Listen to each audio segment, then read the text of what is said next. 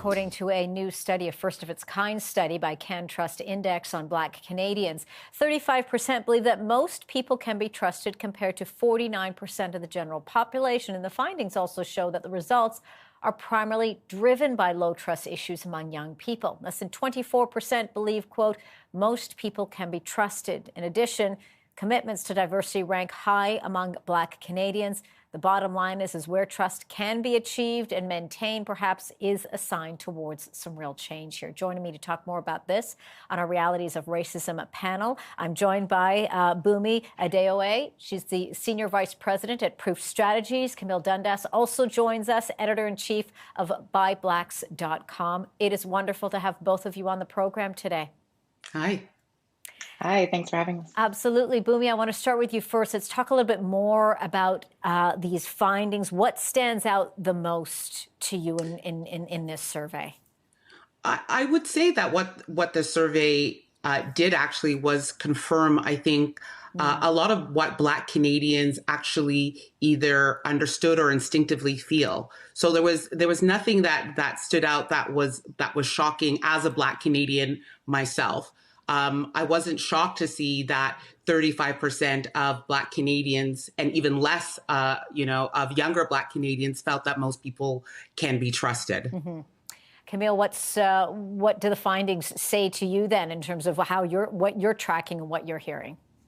Well, first, I'll say that I'm grateful that more companies are taking interest in focusing on the voices of Black folks in studies like these, because up until now, no one has really cared or bothered to ask what Black people think about anything, really. And that's from Statistics Canada down. Mm-hmm. There is a woeful lack of data on Black Canadians, period. So I'm grateful this study even exists.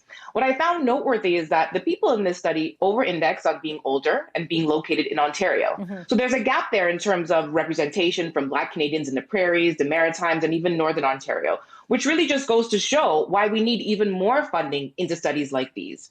So having said that, what do these findings say to me? They don't say anything to me that as a Black person I haven't experienced myself or heard from other Black people. It says what Black activists, academics, and Black folks from all walks of life have been saying for years, which is, we want to trust you. We'd love to, mm-hmm. but you just keep letting us down. You just keep showing that our lives don't matter. And the only time you want to include us is when it makes your brand look good. And that trust, that one word, is so unbelievably powerful and critical in all of this, Bumni. Talk to me more about that, because that's where we build those relationships. And we see that in the Black community and the BIPOC community as well. When we're talking about change, but can we trust that change is actually going to happen? You know, it's like Camille said, this is data. Yeah. So it's, what are we going to do with this data, going forward? And this is not just something where it's simply the trust of people. It's the trust in our institutions, in our corporations, in systems. So to me, now that you have this data, it's the question is, what are you going to do about that? And in any relationship, trust is going to be important. So it will foster caring. It will foster thoughtfulness if you have that. But if you don't have that, there's not really any society that functions properly without that fundamental level of trust. And once you're able to achieve it, Camille, of course, it's maintaining it. It's ensuring that it's not lost and not taken advantage of. Well, it's interesting that we're talking about building back trust, yes. Or maintaining it, because it implies that we had trust to begin with. And Angie, if you think, on a historical timeline, when have Black people in North America ever been able to trust anyone but ourselves? At what point in the evolution of our society have Black people ever been able to look around and say, yes, I feel safe. I feel like I can walk down the street and something bad won't happen to me just because I am Black? Short answer is never. But let's get honest about whose trust corporations actually care about. They care about people who are smart enough to understand what their business is about and who have enough money to buy whatever they're selling. So let's talk about some other valuable stats. In 2021, Black people were more likely to have a bachelor's degree or higher than any other group.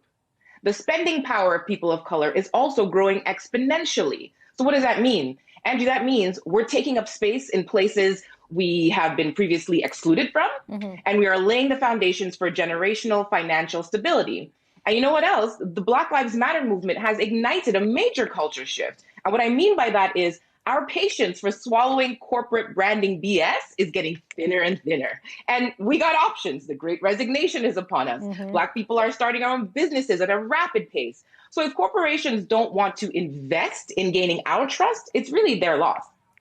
Where do then we go from here, Bumni? Hearing what Camille is saying, and she's making so many excellent points here, and I've got to correct myself here. You're right, absolutely. We have to have the trust first initially to talk about maintaining it, and I think that exists.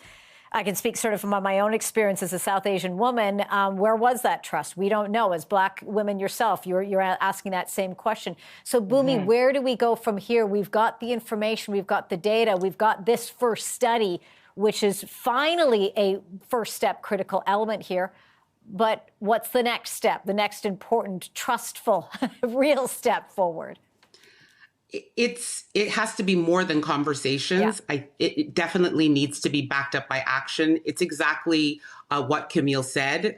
Companies need to be taking accountability. They need to be learning from their mistakes. And it's something where trust is fluid. So it's not like you just get it and then you're done. Like, it's something where it's an ongoing activity that you need to be building and building and building again. And I just keep looking at that young group of respondents that had the least trust of all. There's a lot of work to be done to connect with those young people that are going to be moving up to be making those decisions when it comes to buying power, when it comes to who they're voting for, when it comes to what brands they're supporting. So it could be things like brands reinforcing their EDI efforts. It could be making more concrete, taking more concrete actions around anti-Black racism. It's doing something, and it could be doing something that hasn't necessarily been done before as well. Yeah. I think brands really need to get brave about what it is that they're going to be doing to really gain that trust of Black Canadians. Indeed, and be listening very closely to that next generation as they continue to lead the path on this. Bumni Adeoye, it is so great to have you on the program. Camille Dundas, an honor for both of you. Thank you so much for giving me your time. We'll indeed continue this discussion. Thank you.